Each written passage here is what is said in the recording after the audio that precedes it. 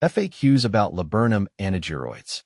Laburnum anagyroides, commonly known as the golden chain tree, is a stunning ornamental tree that captivates with its cascading clusters of yellow flowers.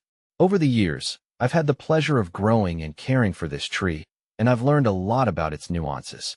Below, I'll answer some common questions about Laburnum anagyroides, providing insights into how to grow, care for, and propagate this magnificent tree. How to grow Laburnum anagyroides. Growing Laburnum anagyroides isn't overly complicated, but it does require the right conditions for it to thrive. In my experience, this tree prefers well-drained, fertile soil. I've found that it does best when planted in a sunny or partially shaded spot. Although it can tolerate some shade, the blooms tend to be more profuse with full sunlight exposure. If you're considering planting it, make sure you have enough space as it can grow up to 20 to 30 feet tall, providing a striking display of golden flowers in late spring to early summer. When I planted mine, I prepared the soil by adding compost to improve its fertility. The roots benefit from this, as it allows them to establish themselves quickly. Watering is essential during the first year, especially during dry periods. Once established, Laburnum anagyroides is relatively drought-tolerant, although an occasional deep watering keeps it healthier. What do Laburnum anagyroid seeds look like? Laburnum anagyroid seeds are small, brown, and enclosed in long, slender pods that resemble pea pods. These pods develop after the tree has finished flowering, and they dangle from the branches just like the blooms. I usually collect the seeds in late summer when the pods dry out and turn brown. One key thing to note, the seeds are highly toxic, so it's important to handle them with care, especially if you have children or pets around. I keep mine stored safely, away from curious hands. How to care for Laburnum anagyroides. Laburnum anagyroides is generally low maintenance once established, but regular care ensures its long-term health. Every spring, I prune back any dead or weak branches to maintain its shape. It's crucial to prune it after flowering to prevent cutting off next year's flower buds. One thing I've noticed is that laburnum doesn't require a lot of fertilizing. However, applying a balanced, slow-release fertilizer in the early spring can give it a nice boost, especially if the soil is poor. Keep an eye on pests and diseases, though the tree is fairly resistant. Aphids can sometimes be an issue, but regular monitoring and the occasional spray of insecticidal soap keep them at bay. How to propagate Laburnum anagyroides. Propagating Laburnum anagyroides can be done through seeds or cuttings. In my experience, seed propagation is the most common method. Before sowing the seeds, I soak them in warm water for about 24 hours to soften the hard outer coating. Then, I plant them in a well-drained potting mix, ensuring they're covered lightly.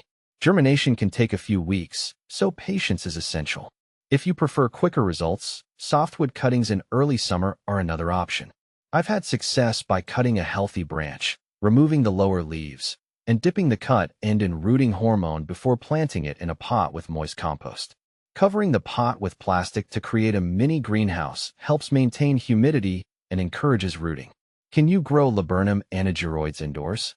While it's technically possible to grow Laburnum anagyroides indoors, it's not recommended due to its size and need for ample sunlight.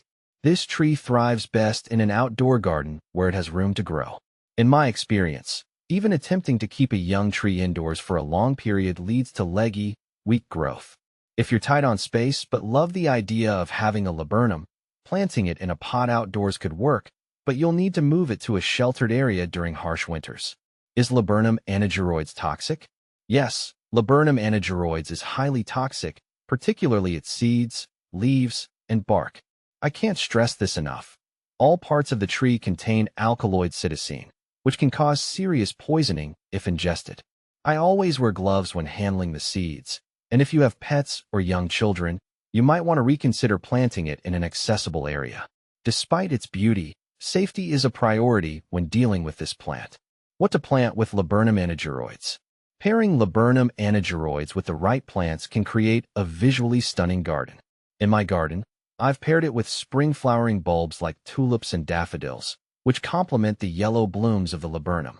Additionally, planting under it with shade-tolerant plants like hostas or ferns adds texture and fills out the space beneath its canopy.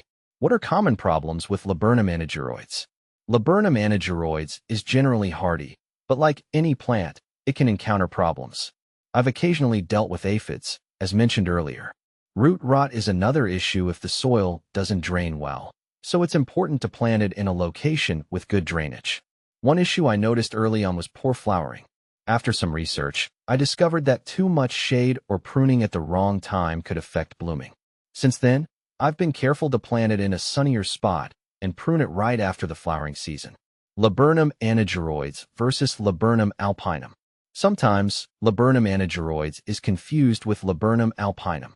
I've grown both, and while they're similar, Laburnum alpinum has longer flower chains and blooms slightly later than Anagyroides. Both trees are stunning, but if you're after a more dramatic flowering display, Laburnum alpinum may be worth considering. Final thoughts. Laburnum anagyroides is a beautiful addition to any garden, offering dramatic blooms and a graceful presence.